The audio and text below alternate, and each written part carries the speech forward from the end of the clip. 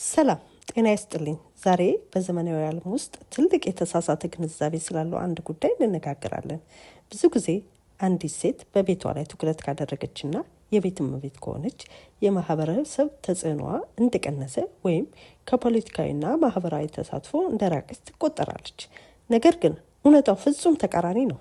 በእስልምና የሥርዓተ ጾታ ፍትህ እይታ የቤት እመቤትነት የተደላደለና ጤናማ ማህበረሰብ ለመገንባት የመጀመሪያውና ዋነኛው መዋቅር ነው። ታዲያ ይህ ታላቅ ኃላፊነት አንዲት ሴት በሀገሯ ፖለቲካዊና ማህበራዊ ጉዳዮች ላይ በንቃት ከመሳተፍ እንደማያግዳት ብዙ ጥናቶች ያሳያሉ።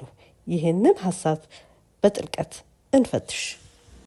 አንድን ጤናማ ማህበረሰብ ለመገንባት መጀመሪያ መሰረቱ መስተካከል አለበት። የቤት እመቤትነት ተራ የቤት ስራዎችን ማከናወን ብቻ አይደለም። ይልቁንም የነገውን መሪ ምሁርና ፍትሃዊ ዜጋ የሚዘጋጀበት የማህበረሰብ ዋና አንቀሳቃሽ ማዕከል ነው። ቤተሰብ ጠንካራና በስነ ምግባር የታነጸ ሲሆን ሀገርም ጤናማና የተረጋጋች ትሆናለች። በዘመናዊ የኢኮኖሚ እይታ የሴት ልጅ ዋጋ የሚለካው በምታመጣው የገንዘብ ገቢ ብቻ ሊሆን ይችላል። ነገር ግን የእስልምና የሥርዓተ ጾታ ፍትህ ይህንን የማህበረሰብ ግንባታ ስራ በላቀ ክብርና ልዕልና ይመለከተዋል።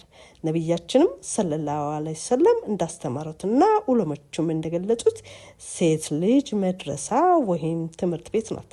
ካዘጋጃት መልካም ማህበረሰብ አዘጋጀ ማለት ነው። ስለዚህ ቤት ውስጥ ሆና ትውልድ የምታንጽ ሙስሊም ሴት ታላቅ ሀገራዊና ዲናዊ ተልዕኮ ላይ ያለች ምርጥ መሪ ናት። ሌላኛው ትልቁ ስህተት የቤት እመቤት መሆን ማለት ከውጭው ዓለም መለየት ማለት ተደርጎ መወሰዱ ነው። በታሪካችንም ሆነ በአሁኑ ዘመን ሙስሊም ሴቶች የቤታቸውን ኃላፊነት በአግባቡ እየተወጡ በፖለቲካ ንቃተ ህሊናቸው ግን እጅግ የበሰሉ መሆን እንደሚችሉ በተግባር አሳይተዋል።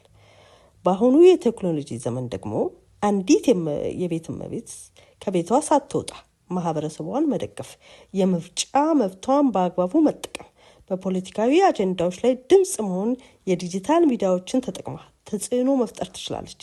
የቤት እመቤትነት ለፖለቲካዊ፣ ለኢኮኖሚያዊ እንዲሁም ለማህበራዊ ተሳትፏ እንቅፋት ሳይሆን ይልቁንም ጠንካራ መሰረት የሚሰጥ መዋቅር ነው።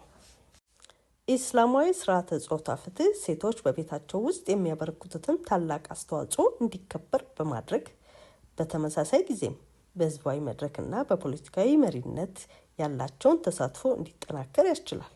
ይህ ሚዛን ማህበረሰቡን ጤናማ እድገት እንዲኖር ያደርጋል። እናንተስ በዚህ ጉዳይ ላይ ምን ትላላችሁ? ሀሳባችሁን ኮሜንት ላይ አካፍሉኝ። ይህ ፖለቲካሊ ሙስሊማ ቻናል ነው። የሙስሊም ሴቶችን ፖለቲካዊ ንቃተ ህሊና የሚያሳድጉ ይዘቶች እንዲደርሷችሁ ቻናሉን ላይክ፣ ሼር እንዲሁም ሰብስክራይብ ማድረጋችሁን እንዳትረሱ። ያቀረብኩላችሁ ዘቢባ ሐሰን መሐመድ ነኝ።